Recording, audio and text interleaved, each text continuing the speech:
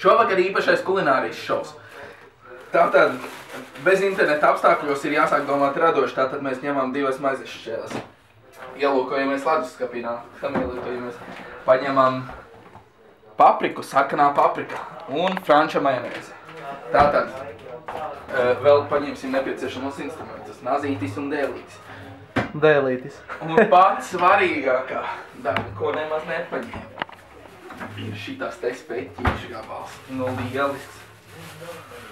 Tātad sākam ar to, ka uzklājām majonēzi uz stulāk. Uzklājām majonēzi uz maizes. Ļoti neskaisti. Varam arī zīmēt dažādas seiņas. Ko vēlamies? Paņemam papriku. Sagriežam mazas tādas kā daiviņas. Griežam, jo mums ļoti garšo paprika sarkanā.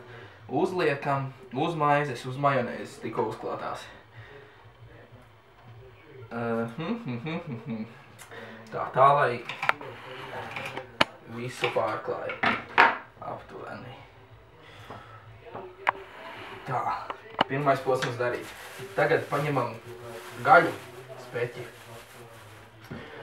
Griežam šķēles, kādas ir tādas griežam, tik liela. Liekam tik uz maizi virsū. Liekam. Volā! Ēdiens gatavs! Un paldies Kasparam, kurš tagad atrodas Dānijā, viens no mūsu Dānijas skatītājiem. Es zinu, ka tu skaties, ka iemācīja likt papriku uz maizēm. Nu vienkārši lieliski. Kas var būt labāks par šo?